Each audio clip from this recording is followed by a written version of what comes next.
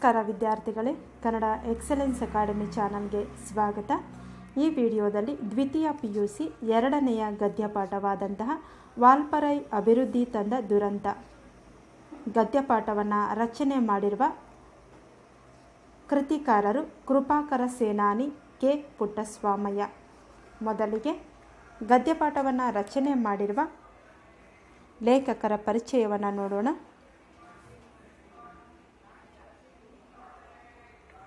ಕೃಪಾಕರ ಮತ್ತು ಸೇನಾನಿ ಇಬ್ಬರೂ ಕೂಡ ವನ್ಯಜೀವಿ ಛಾಯಾಗ್ರಹಣದಲ್ಲಿ ಖ್ಯಾತನಾಮರು, ಪ್ರಸಿದ್ಧರಾದಂತಹವರು. ವನ್ಯಜೀವಿ ಛಾಯಾಗ್ರಹಣದಲ್ಲಿ ಇವರು ಮೈಸೂರಿನವರು. ಏಷ್ಯಾದಲ್ಲಿಯೇ ಮೊಟ್ಟ ಮೊದಲ ಬಾರಿಗೆ ಕಾಡಿನಲ್ಲಿರುವಂತಹ ಸೀಲು ನಾಯಿಗಳನ್ನು ಕುರಿತು ಸಾಕ್ಷ್ಯಚಿತ್ರಕ್ಕಾಗಿ ಪ್ರತಿಷ್ಠಿತ ಗ್ರೀನ್ ಆಸ್ಕರ್ ಪುರಸ್ಕಾರಕ್ಕೆ ಪಾತ್ರರಾದಂತಹವರು. ನಮ್ಮ ಸುತ್ತಮುತ್ತಲಿನ ಜೀವಜಾಲದ ಬಗ್ಗೆ ಅಪಾರ ಕಾಳಜಿಯುಳ್ಳವರು. ಇವರು ಕಾಡುಗಲ್ಲ ವೀರಪ್ಪನಿಂದ ಅಪಹರಣಕ್ಕೊಳಗಾಗಿ ತಮ್ಮ ಸಜ್ಜನಿಕೆಯ ವ್ಯಕ್ತಿತ್ವದಿಂದ ಪಾರಾಗಿ ಬಂದವರು. ಇವರಿಬ್ಬರು ಒಟ್ಟಾಗಿ ತೆಗೆದ ಛಾಯಾಚಿತ್ರಗಳು, ಸಾಕ್ಷ್ಯಚಿತ್ರಗಳು ಅಂತಾರಾಷ್ಟ್ರೀಯ ಖ್ಯಾತಿಯನ್ನು ಗಳಿಸಿವೆ. ಮೈಸೂರಿನಲ್ಲಿ ವಾಸವಿರುವ ಇವರು ಕಾಡಿನಲ್ಲಿರುವುದೇ ಹೆಚ್ಚು, ಅಂದರೆ ನಾಡಿನಲ್ಲಿ ಇರುವುದಕ್ಕಿಂತ ಇವರು ತಮ್ಮ ಜೀವನದ ಹೆಚ್ಚು ಸಮಯವನ್ನು ಕಾಡಿನಲ್ಲಿಯೇ ಕಳೆಯುತ್ತಿದ್ದರು. ಇವರಿಬ್ಬರು ಕೆ ಪುಟ್ಟಸ್ವಾಮಯ್ಯ ಅವರೊಂದಿಗೆ ಸೇರಿ ರಚಿಸಿರುವ ಜೀವಜಾಲ ಎಂಬ ಕೃತಿ ಅತ್ಯಂತ ಪ್ರಸಿದ್ಧವಾಗಿದೆ. ಡಾಕ್ಟರ್ ಕೆ ಪುಟ್ಟಸ್ವಾಮಿ ತಮ್ಮ ಸಿನಿಮಾಯನ ಕೃತಿಗಾಗಿ ರಾಷ್ಟ್ರಪತಿಗಳ ಸ್ವರ್ಣಕಮಲ ಪ್ರಶಸ್ತಿ ಪಡೆದು ಪ್ರತಿಭಾವಂತರು ಇವರಾಗಿದ್ದಾರೆ. ತಮ್ಮ ಪರಿಸರ ಮತ್ತು ವಿಜ್ಞಾನ ಸಂಬಂಧ ಬರಹಗಳಿಂದ ಪ್ರಸಿದ್ಧರಾಗಿದ್ದಾರೆ. ವಿದ್ಯಾರ್ಥಿಗಳೇ, ನೀವಿಲ್ಲಿ ಲೇಖಕರ ಪರಿಚಯದಲ್ಲಿ ಪ್ರಮುಖವಾಗಿ ಗಮನಿಸಬೇಕಾದ ವಿಷಯಗಳು ಎಂದರೆ, ಇವರಿಗೆ ಗ್ರೀನ್ ಆಸ್ಕರ್ ಪುರಸ್ಕಾರ ಏಷ್ಯಾದಲ್ಲಿಯೇ ಮೊಟ್ಟ ಮೊದಲಿಗೆ ಲಭಿಸಿತು. ಅದು ಯಾವುದಕ್ಕೆ ಅಂದರೆ ಸೀಲು ನಾಯಿಗಳನ್ನು ಕುರಿತು ಇವರು ತೆಗೆದಂತಹ ಸಾಕ್ಷ್ಯಚಿತ್ರಕ್ಕಾಗಿ. ಈ ಚಿತ್ರಕ್ಕಾಗಿ ಇವರಿಗೆ ಏಷ್ಯಾದಲ್ಲಿಯೇ ಮೊಟ್ಟ ಮೊದಲ ಬಾರಿಗೆ ಗ್ರೀನ್ ಆಸ್ಕರ್ ಪುರಸ್ಕಾರ ಲಭಿಸಿತು ಎಂಬುದನ್ನು ಗಮನಿಸಿ. ಹಾಗೆಯೇ ಇವರ ಮೂಲ ಸ್ಥಳ ಮೈಸೂರು. ಇವರು ಕೆ ಪುಟ್ಟಸ್ವಾಮಯ್ಯ ಅವರೊಂದಿಗೆ ಸೇರಿ ಒಂದು ಕೃತಿಯನ್ನು ರಚನೆ ಮಾಡಿದರು, ಅದೇ ಜೀವಜಾಲ. ಈ ಕೃತಿಯಲ್ಲಿ ಅವರು ಪರಿಸರದಲ್ಲಿನ ಜೀವ ಜಗತ್ತನ್ನು ಪರಿಚಯಿಸಿದ್ದಾರೆ. ಈ ಕೃತಿ ಅತ್ಯಂತ ಪ್ರಸಿದ್ಧವಾಗಿದೆ. ಡಾಕ್ಟರ್ ಕೆ ಪುಟ್ಟಸ್ವಾಮಿ ತಮ್ಮ ಸಿನಿಮಾಯನ ಕೃತಿಗಾಗಿ ರಾಷ್ಟ್ರಪತಿಗಳ ಸ್ವರ್ಣಕಮಲ ಪ್ರಶಸ್ತಿಯನ್ನು ಪಡೆದಂತಹ ಪ್ರತಿಭಾವಂತರು. ಇವರು ತಮ್ಮ ಪರಿಸರ ಮತ್ತು ವಿಜ್ಞಾನ ಸಂಬಂಧ ಬರಹಗಳಿಂದಾಗಿ ಪ್ರಸಿದ್ಧರಾಗಿದ್ದಾರೆ. ಇದಿಷ್ಟು ಅಂಶಗಳನ್ನು ಗಮನದಲ್ಲಿಡಿ ಪರೀಕ್ಷಾ ದೃಷ್ಟಿಯಿಂದ. ಇನ್ನು ಮಾನವನ ಪ್ರವಾಸ ಮತ್ತು ಸಾಹಸ ಪ್ರವೃತ್ತಿಗಳ ಕಾಡನ್ನು ನಾಶ ಮಾಡುವ ಮೂಲಕ ಜೈವಿಕ ಜಗತ್ತಿನ ಏರುಪೇರುಗಳಿಗೆ ಕಾರಣವಾಗುವ ದುರಂತಗಳನ್ನು ಕುರಿತು ಪ್ರಸ್ತುತ ಲೇಖನವು ಗಮನ ಸೆಳೆದಿದೆ. ಮಿಲಿಯಾಂತರ ವರ್ಷಗಳಿಂದ ವಿಕಾಸಗೊಂಡು ಅರಳಿದ ಜೈವಿಕ ವೈವಿಧ್ಯ ನಾಶವನ್ನು, ಅಂದರೆ ಜೀವಿಗಳಲ್ಲಿರುವಂತಹ ವಿವಿಧತೆಯನ್ನು ನಾಶವನ್ನು ಮನುಷ್ಯ ತನ್ನ ಸ್ವಾರ್ಥದಿಂದ ಮಾಡುತ್ತಿದ್ದಾನೆ. ಮೂಲ ಅಭಿವೃದ್ಧಿ ಕಾರ್ಯಗಳು ನಿರಂತರವಾಗಿ ನಡೆಸಿಕೊಂಡು ಬಂದಿರುವುದಕ್ಕೆ ವಾಲ್ಪರೈ ನೆಪ ಮಾತ್ರ ಅಷ್ಟೇನೆ ಎಂಬುದಾಗಿ ಇಲ್ಲಿಯ ಆಶಯವಾಗಿದೆ.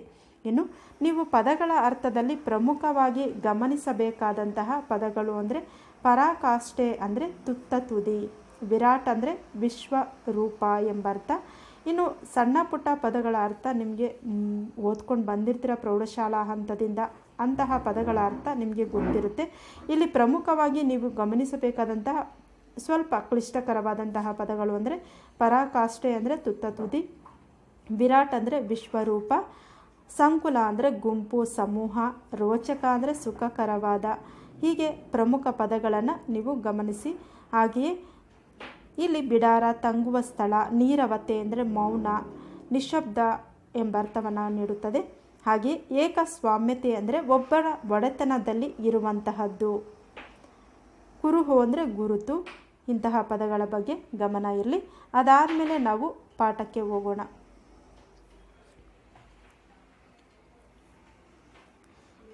ಇಲ್ಲಿ ಪಾಠದ ಹಿನ್ನೆಲೆಯನ್ನು ನೋಡೋದಾದರೆ, ಪಾಠದ ಒಂದು ಆಶಯವನ್ನು ನೋಡುವುದಾದರೆ, ಮಾನವನ ಎಲ್ಲ ಅವಶ್ಯಕತೆಗಳನ್ನು ಪೂರೈಸುವ ಶಕ್ತಿ ಈ ಭೂಮಿಗೆ ಮಾತ್ರ ಇದೆ. ಆದರೆ ಮಾನವನ ದುರಾಸೆಗಳಿಗೆ ಅಥವಾ ಮಾನವನ ದುರಾಸೆಗಳನ್ನು ಈಡೇರಿಸುವಷ್ಟು ಶಕ್ತಿ ಭೂಮಿಗೆ ಇಲ್ಲ. ಮಾನವನ ಎಲ್ಲ ಅವಶ್ಯಕತೆಗಳನ್ನು ಪೂರೈಸುವ ಶಕ್ತಿ ಭೂಮಿಗೆ ಇದೆ, ಆದರೆ ಅವನ ದುರಾಸೆಗಳನ್ನಲ್ಲ ಎಂಬುದನ್ನು ನಾವಿಲ್ಲಿ ಪ್ರಮುಖವಾಗಿ ಗದ್ಯಪಾಠಕ್ಕೆ ಅರ್ಥ ಮಾಡಿಕೊಳ್ಳಬೇಕು. ಇದನ್ನು ಫ್ರಾನ್ಸಿಸ್ ಬೇಕನ್ ಎಂಬ ತತ್ವಜ್ಞಾನಿ ಹೇಳಿದಂತಹ ಒಂದು ವಾಕ್ಯವಾಗಿದೆ. ಮನುಷ್ಯನ ಅಂತರಾಳವನ್ನು ಒಕ್ಕಿಲ್ಲ. ಅವನು ಇಂತಹ ಒಂದು ಉಕ್ತಿಯನ್ನು ನೀಡಿದ್ದಾನೆ, ಇಂತಹ ಒಂದು ವಾಕ್ಯವನ್ನು ನೀಡಿದ್ದಾನೆ. ಅದೇನೆಂದರೆ, ಮಾನವನ ಎಲ್ಲ ಅವಶ್ಯಕತೆಗಳನ್ನು ಪೂರೈಸುವ ಶಕ್ತಿ ಭೂಮಿಗೆ ಇದೆ, ಆದರೆ ಅವನ ದುರಾಸೆಗಳನ್ನಲ್ಲ ಎಂಬ ಮಾತನ್ನು ಕೊಟ್ಟಿದ್ದಾನೆ. ಆ ಮಾತು ಮನುಷ್ಯನ ಅಂತರಾಳವನ್ನು, ಮನಸ್ಸಿನ ಒಳಗಡೆ ಅದು ಒಕ್ಕಿಲ್ಲ. ಆದರೆ ಪ್ರಾಕೃತಿಕ ಅಸಮತೋಲನಕ್ಕೆ ಮಾನವನ ದುರಾಸೆಯೇ ಮೂಲ ಕಾರಣವಾಗಿದೆ. ಪ್ರಕೃತಿಯಲ್ಲಿನ ಅಸಮತೋಲನಕ್ಕೆ, ಪ್ರಕೃತಿಯ ಒಂದು ಅವಘಡಗಳಿಗೆ, ಪ್ರಕೃತಿಯ ವಿಕೋಪಗಳಿಗೆ ಮನುಷ್ಯನೇ ಕಾರಣ ಆಗಿದ್ದಾನೆ, ಮನುಷ್ಯನೇ ಮೂಲ ಕಾರಣವಾಗಿದ್ದಾನೆ. ಹಣದ ಬೆನ್ನು ಹತ್ತಿರುವ ಮಾನವ ಪ್ರಕೃತಿಯನ್ನು ನಾಶ ಮಾಡುತ್ತಾ ಹೋಗುತ್ತಿದ್ದಾನೆ, ಅಟ್ಟಹಾಸ ಮೆರೆಯುತ್ತಿದ್ದಾನೆ. ಗಣಿಗಾರಿಕೆ, ಮರಳು ದಂಧೆ, ನೀರಿನ ಮಾರಾಟ, ಪ್ರಕೃತಿಯನ್ನು ನಾಶಗೈಯುತ್ತಾ ಅಟ್ಟಹಾಸ ಮಾಡುತ್ತಿರುವ ಮನುಷ್ಯ ಇಂತಹ ಕೆಲಸಗಳಲ್ಲಿ ತನ್ನನ್ನು ತಾನು ತೊಡಗಿಸಿಕೊಂಡಿದ್ದಾನೆ. ಪ್ರಾಣಿ ಸಂಕುಲಗಳ ಬೇಟೆ ಇವೆಲ್ಲವೂ ಕೂಡ ಪ್ರಕೃತಿ ಮತ್ತು ಜೀವಜಾಲಕ್ಕೆ ವಿನಾಶವನ್ನು ತಂದಿದೆ.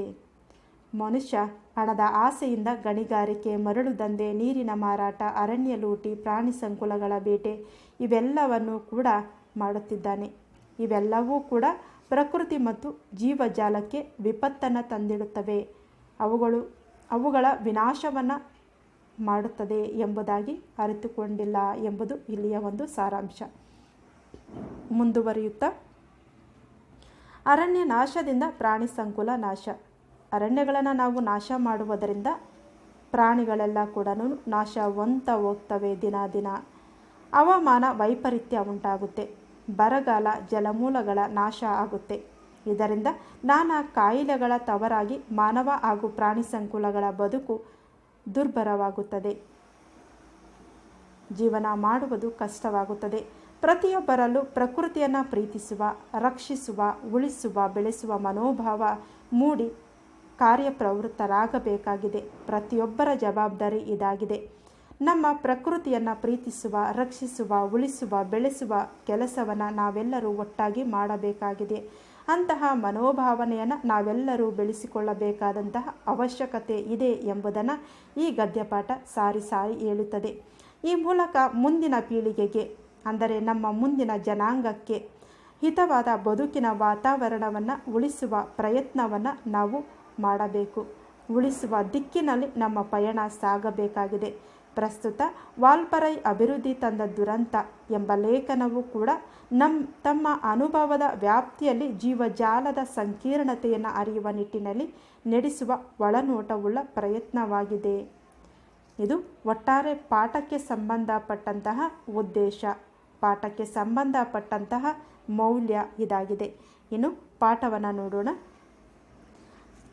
ಇದು 18ನೇ ಶತಮಾನದ ಅಂತ್ಯಭಾಗದಲ್ಲಿ ನಡೆದಂತಹ ಘಟನೆ. ಬ್ರಿಟಿಷರು ರಾಷ್ಟ್ರದೆಲ್ಲೆಡೆ ಆಧಿಪತ್ಯ ಸಾಧಿಸಿದ್ದಂತಹ ಸಮಯ ಅದಾಗಿತ್ತು. ಅನನ್ಯ ಜೀವ ಸಂಕುಲಗಳಿಂದ ಸಮೃದ್ಧವಾಗಿದ್ದಂತಹ ಪಶ್ಚಿಮ ಘಟ್ಟ ಶ್ರೇಣಿಯ ನಡುವಿನ ಒಂದು ದಟ್ಟ ಅರಣ್ಯ ಪ್ರದೇಶ. ಈ ಪ್ರದೇಶಕ್ಕೆ ಆಗ ಹೆಸರೇ ಇರಲಿಲ್ಲ. ಗಗನಚುಂಬಿ ಮರಗಳ ಮೇಲ್ಛಾವಣಿಯನ್ನು ಭೇದಿಸಿ ಭೂ ಸ್ಪರ್ಶ ಮಾಡಲು ಸೂರ್ಯಕಿರಣಗಳು ಸೆಣಸುತ್ತಿದ್ದ ದಟ್ಟವಾದಂತಹ ಕಾಡು. ಇಲ್ಲಿ 18ನೇ ಶತಮಾನದ ಅಂತ್ಯಭಾಗದಲ್ಲಿ, ಅಂದರೆ 18ನೇ ಶತಮಾನ ಮುಗಿತಾ 19ನೇ ಶತಮಾನಕ್ಕೆ ಕಾಲನ್ನು ಇಡುವಂತಹ ಸಂದರ್ಭದಲ್ಲಿ ಬ್ರಿಟಿಷರು ರಾಷ್ಟ್ರದ ಎಲ್ಲ ಕಡೆ ತಮ್ಮ ಆಧಿಪತ್ಯವನ್ನು, ತಮ್ಮ ಅಧಿಕಾರವನ್ನು ಸಾಧಿಸಿದ್ದಂತಹ ಸಮಯ. ಇಡೀ ಭಾರತವನ್ನು ಅವರು ಆಕ್ರಮಿಸಿಕೊಂಡಿದ್ದಂತಹ ಸಮಯ. ಆಗ ಅನನ್ಯ ಜೀವ ಸಂಕುಲಗಳಿಂದ ಸಮೃದ್ಧವಾಗಿದ್ದಂತಹ ಪ್ರದೇಶ ಪಶ್ಚಿಮ ಘಟ್ಟ ಶ್ರೇಣಿ. ಅಲ್ಲಿ ನಡುವಿನ ಒಂದು ದಟ್ಟ ಅರಣ್ಯ ಪ್ರದೇಶ. ಈ ಪ್ರದೇಶಕ್ಕೆ ಆಗ ಹೆಸರು ಕೂಡ ಇರಲಿಲ್ಲ. ಅಲ್ಲಿ ಗಗನಚುಂಬಿ ಮರಗಳು, ಅಂದರೆ ಭೂಮಿಯಿಂದ ಆಕಾಶವನ್ನು ತಲುಪುವಷ್ಟು ಎತ್ತರವಾದ ಮರಗಳು. ಆ ಮರಗಳ ಮೇಲ್ಛಾವಣಿಯನ್ನು ಭೇದಿಸಿ ಅವುಗಳನ್ನು ಒಡೆದು ಭೂಸ್ಪರ್ಶವನ್ನು ಮಾಡಲು ಭೂಮಿಗೆ ಸೂರ್ಯನ ಕಿರಣಗಳು ತಲುಪಲು ಕೂಡ ಸೆಣಸುತ್ತಿದ್ದವು, ಕಷ್ಟಪಡ್ತಾ ಇದ್ವು. ಅಷ್ಟೊಂದು ದಟ್ಟವಾದ ಕಾಡಾಗಿತ್ತು, ಪಶ್ಚಿಮ ಘಟ್ಟ ಶ್ರೇಣಿಗಳ ನಡುವಿನ ಕಾಡು. ಅಂತಹ ಸಂದರ್ಭದಲ್ಲಿ ನಡುವೆ ಹುಲ್ಲುಗಾವಲುಗಳ ಅನಂತ ಬಯಲು, ಅದರ ಏಕತಾನತೆ ಮುರಿಯುವ ಶೋಲ ಕಾಡುಗಳು, ಪರ್ವತ ಶ್ರೇಣಿಗಳ ನಡುವೆ ಅಕ್ಷಾಂಶ ರೇಖಾಂಶಗಳನ್ನು ಬರೆದಂತೆ ಹರಿವ ಹಳ್ಳ ಕೊಳ್ಳಗಳು. ಅಲ್ಲಿ ಅಕ್ಷಾಂಶ ಅಂದರೆ ಮಧ್ಯೆ ಒಂದು ಗೆರೆಯನ್ನು ಎಳೆಯುವಂತೆ ಅಲ್ಲಿನ ಒಂದು ಹಳ್ಳ ಕೊಳ್ಳಗಳು ಹರಿಯುತ್ತಿದ್ದವು. ಅಲ್ಲಿ ಕಗ್ಗತ್ತಲ ಖಂಡ ಎಂದು ಹೆಸರಾಗಿದ್ದ ಆಫ್ರಿಕಾದಂತೆ ಅದು ಹೊರಗಿನ ಜನರಿಗೆ ಪರಿಚಯವಿರಲಿಲ್ಲ. ಅಲ್ಲಿ ಒಳಗಡೆ ನಾವು ಸೂರ್ಯಕಿರಣಗಳೇ ಹೋಗುವುದಕ್ಕೆ ಕಷ್ಟ. ಅಂತಹ ಸ್ಥಳಕ್ಕೆ ಇನ್ನು ಮನುಷ್ಯರು ಹೋಗುವುದಂತೂ ಕನಸಿನ ಮಾತು. ಅದು ಹೊರಗಿನ ಜನರಿಗೆ ಪರಿಚಯವಿಲ್ಲದಂತಹ ಪ್ರದೇಶವಾಗಿತ್ತು. ನಂತರದ ದಿನಗಳಲ್ಲಿ ವಾಲ್ಪರೈ ಎಂದು ನಾಮಕರಣಗೊಂಡ ಈ ನಿಗೂಢ ಪ್ರದೇಶದ ಅಂತರಂಗವನ್ನು ಭೇದಿಸುವಂತಹ ಸಾಹಸಿಗರು ಯಾರೂ ಅಲ್ಲಿಗೆ ಬಂದಿರಲಿಲ್ಲ. ಮುಂದುವರಿಯುತ್ತಾ, ಆದರೆ ಬ್ರಿಟಿಷರು ಬಂದ ನಂತರ ಈ ಅರಣ್ಯ ಅಜ್ಞಾತ ವಲಯವಾಗಿ ಬಹಳ ದಿನ ಉಳಿಯಲಿಲ್ಲ. ಬ್ರಿಟಿಷರು ಆ ಪ್ರದೇಶಕ್ಕೆ ಆಗಮಿಸಿದ ನಂತರ ಆ ಅರಣ್ಯ ಅಜ್ಞಾತ ವಲಯವಾಗಿ, ಅಂದರೆ ಯಾರಿಗೂ ಪರಿಚಯ ಇಲ್ಲದೆ ಇರತಕ್ಕಂತಹ ಸ್ಥಳವಾಗಿ ಬಹಳ ದಿನ ಉಳಿಯಲಿಲ್ಲ. ಅವರಿಗೆ ಹೊಸದನ್ನು ಶೋಧಿಸುವ, ಅನ್ವೇಷಿಸುವ ಪ್ರವೃತ್ತಿ ಆನುಷಂಗಿಕವಾಗಿ ಹಾಯ್ದು ಬಂದಿರುವ ಗುಣ. ಅಂದರೆ ಬ್ರಿಟಿಷರಿಗೆ ಹೊಸದನ್ನು ತಿಳಿದುಕೊಳ್ಳುವ, ಹೊಸದನ್ನು ಕಂಡುಹಿಡಿಯುವ, ಹೊಸದನ್ನು ಶೋಧಿಸುವ ಒಂದು ಪ್ರವೃತ್ತಿ ವಂಶ ಪಾರಂಪರ್ಯವಾಗಿ ಅನ್ವೇಷಣೆ ಮಾಡುವಂತಹ ಒಂದು ಪ್ರವೃತ್ತಿ ವಂಶ ಪಾರಂಪರ್ಯವಾಗಿ, ಅಂದರೆ ಅವರ ಒಂದು ರಕ್ತದಲ್ಲೇ ಇತ್ತು. ಆ ಕಾರಣಕ್ಕಾಗಿ ಅವರು ಏನು ಮಾಡಿದ್ರು, ಶೋಧನೆ ಮಾಡಲು, ಅನ್ವೇಷಣೆ ಮಾಡಲು ಪ್ರಾರಂಭ ಮಾಡಿದರು. ಯಾವುದನ್ನು? ಈ ಒಂದು ಪ್ರದೇಶವನ್ನು, ದಟ್ಟ ಕಾಡನ್ನು. ಇನ್ನು 1890ರಲ್ಲಿ ಕಾರ್ವೆಲ್ ಮಾರ್ಷ್ ಎಂಬ ಬ್ರಿಟಿಷಿಗ ಕುದುರೆ ಏರಿ ಕೊಯಮತ್ತೂರಿನಿಂದ ದಕ್ಷಿಣಕ್ಕೆ 100 ಕಿಲೋಮೀಟರ್ ದೂರದ ವಾಲ್ಪೈರ್ಗೆ ಬಂದ. ಅಂತಹ ಸಂದರ್ಭದಲ್ಲಿ ಬ್ರಿಟಿಷರ ಒಂದು ಅನ್ವೇಷಣೆಯ ಫಲವಾಗಿ 1890ರಲ್ಲಿ ನೀವು ಗಮನಿಸಬೇಕಾದ ವ್ಯಕ್ತಿಯ ಹೆಸರು ಕಾರ್ವೆಲ್ ಮಾರ್ಷ್ ಎಂಬ ಬ್ರಿಟಿಷಿಗ ಕುದುರೆಯನ್ನು ಏರಿ, ಕುದುರೆಯ ಮೇಲೆ ಕೂತ್ಕೊಂಡು ಕೊಯಮತ್ತೂರಿನಿಂದ ದಕ್ಷಿಣಕ್ಕೆ 100 ಕಿಲೋಮೀಟರ್ ದೂರದ ವಾಲ್ಪೈರ್ಗೆ ಬಂದ. ಆಗ ಜೀರುಂಡೆಗಳ ಗದ್ದಲದಲ್ಲಿ ತನ್ಮಯವಾಗಿದ್ದ ಕಗ್ಗತ್ತಲು ಅರಣ್ಯವನ್ನು ಪ್ರವೇಶಿಸಿದ ಈ ಕಾರ್ವೆಲ್ ಮಾರ್ಷ್. ಕಾಡಿನ ಅನ್ವೇಷಣೆಗೆ ಬಂದ ಮಾರ್ಷ್ಗೆ ತಾನೊಂದು ಚಕ್ರವ್ಯೂಹದಲ್ಲಿ ಸಿಕ್ಕಿಬಿದ್ದಿರುವುದು ಅರಿವಾಗುವಾಗ ತಡವಾಗಿತ್ತು. ಅವನೊಂದು ಚಕ್ರವ್ಯೂಹದಲ್ಲಿ ಸಿಕ್ಕಿಕೊಂಡಿದ್ದಾನೆ ಎಂದು ಅರಿವಾಗುವಷ್ಟರಲ್ಲಿ ಅವನು ಆ ಒಂದು ಚಕ್ರವ್ಯೂಹದಲ್ಲಿ ಸಿಕ್ಕಿ ಹಾಕಿಕೊಂಡಿದ್ದ. ಹೆಜ್ಜೆ ಹೆಜ್ಜೆಗೂ ಸರಪಳಿಯಂತೆ ಮರದಿಂದ ಮರಕ್ಕೆ ತೂಗು ಬಿದ್ದಿದ್ದ 100 ಬಳ್ಳಿಗಳನ್ನು ಭೇದಿಸುವುದು ಅವನಿಗೆ ಸವಾಲಾಯಿತು. ಅಂತಹ ದಟ್ಟ ಕಾಡಿನಲ್ಲಿ ಮರದಿಂದ ಮರಕ್ಕೆ ಬಳ್ಳಿಗಳು ಹಬ್ಬಿಕೊಂಡು ಕಾಡು ಅತ್ಯಂತ ದಟ್ಟವಾಗಿತ್ತು. ಅದನ್ನು ಭೇದಿಸುವುದು ಅವನಿಗೆ ಒಂದು ಸವಾಲಾಯಿತು, ಒಂದು ಕಷ್ಟವಾಗಿತ್ತು. ದಾರಿ ಸಾಗದೆ 1-2 ರಾತ್ರಿಗಳು ಕಳೆದಾಗ ಕುದುರೆಯ ಮೇಲೆ ಏರಿಕೊಂಡು ಬಂದ ತಿನಿಸುಗಳೆಲ್ಲ ಕೂಡ ಮುಗಿಯುತ್ತಾ ಬಂತು. 1-2 ದಿನ ದಾರಿ ಸಾಗದೆ 1-2 ರಾತ್ರಿಗಳು ಕಳೆಯುವಷ್ಟೊತ್ತಿಗೆ ಅವನು ತನಗಾಗಿ ತಂದಂತಹ ತಿಂಡಿ ತಿನಿಸುಗಳೆಲ್ಲ ಕೂಡ ಮುಗಿಯುತ್ತಾ ಬಂದಿತ್ತು. ತಾನು ನುಸುಳಿ ಬಂದ ದಾರಿಯನ್ನು ಮತ್ತೆ ಹುಡುಕಿ ಮರಳುವ ಪ್ರಯತ್ನವೂ ಕೂಡ ಸಫಲವಾಗಲಿಲ್ಲ. ಅಂದರೆ ತಾನು ಯಾವ ದಾರಿಯಲ್ಲಿ ಬಂದಿದ್ದ ಅನ್ನೋ ದಾರಿಯನ್ನು ಹುಡುಕುವ ಒಂದು ಪ್ರಯತ್ನ ಕೂಡ ಅವನಿಗೆ ಕಷ್ಟ ಆಯಿತು. ಅಷ್ಟು ದೊಡ್ಡವಾದಂತಹ ಕಾಡು ಅದಾಗಿತ್ತು.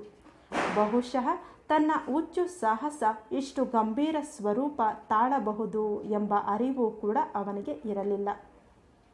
ಅಂದರೆ ಅವನು ಅಂದ್ಕೊಂಡಿರಲಿಲ್ಲ ಆ ಒಂದು ಹುಚ್ಚು ಸಾಹಸ ಅಂದರೆ ಬುದ್ಧಿ ಇಲ್ಲದಂತಹ ಸಾಹಸ ಇಷ್ಟು ಗಂಭೀರ ಸ್ವರೂಪಕ್ಕೆ ಬರುತ್ತದೆ ತಾಳಬಹುದು ಎಂಬ ಅರಿವು ಜ್ಞಾನ ಅವನಿಗೆ ಇರಲಿಲ್ಲ. ಎದುರಾದ ಸವಾಲುಗಳಿಗೆ ಕುಗ್ಗದೆ, ಅವನಿಗೆ ಎದುರಾದಂತಹ ಸವಾಲುಗಳಿಗೆ ಅವನು ಕುಗ್ಗದೆ ಹೆದರದೆ ಮುಂದುವರಿದ ಮಾರ್ಷ್ಗೆ ಜನರು ಓಡಾಡಿ ಸವಿಸಿದಂತಹ ಕಿರು ಹಾದಿಯೊಂದು ಗೋಚರಿಸಿತು. ಆದರೆ ಕಾಡಿನ ದಾರಿ ಅವನಿಗೆ ಸಿಗ್ತಾ ಇಲ್ಲ. ತಾನು ಬಂದಂತಹ ದಾರಿಯನ್ನು ನೋಡ್ತಿದ್ದಾನೆ, ಅದೂ ಕಾಣಿಸ್ತಾ ಇಲ್ಲ. ಅಂತಹ ಸಮಯದಲ್ಲಿ ಅವನು ಹೆದರ್ಕೊಳ್ಳದೆ ಕುಗ್ಗದೆ ಜನರು ಓಡಾಡಿ ಸವಿಸಿದಂತಹ ಒಂದು ಸಣ್ಣ ದಾರಿ ಅವನ ಕಣ್ಣಿಗೆ ಬೀಳುತ್ತೆ. ಆಗ ಅದೇ ಜಾಡನ್ನು ಹಿಡಿದು ಅವನು ಸಾಗಿದಾಗ 4 ಪುಟ್ಟ ಗುಡಿಸಲುಗಳಿದ್ದ ಹಾಡಿ ಪ್ರತ್ಯಕ್ಷವಾಯಿತು. ಹಾಡಿ ಅಂದರೆ ಒಂದು ಹಳ್ಳಿ ಪ್ರತ್ಯಕ್ಷವಾಯಿತು.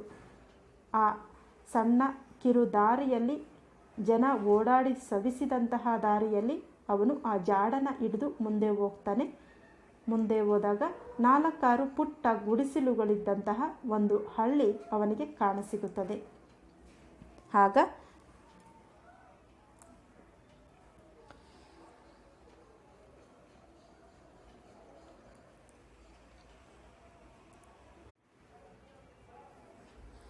ಇನ್ನು ಗುಡಿಸಲಿನ ಬಳಿ 6 ಆದಿವಾಸಿಗಳು ಇದ್ದರು. ಮಾರ್ಷ್ನ ಕುದುರೆಯ ಕುರಪುಟದ ಸದ್ದಿಗೆ ದಿಗಿಲುಗೊಂಡರು. ಅದು ಅವರು ಆವರೆಗೂ ನೋಡಿರದ ಪ್ರಾಣಿ.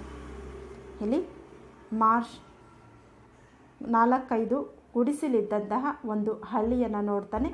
ಅದಾದ ನಂತರ ಗುಡಿಸಲಿನ ಬಳಿ 6 ಆದಿವಾಸಿಗಳಿರುವುದನ್ನು ಕೂಡ ಗಮನಿಸ್ತಾನೆ.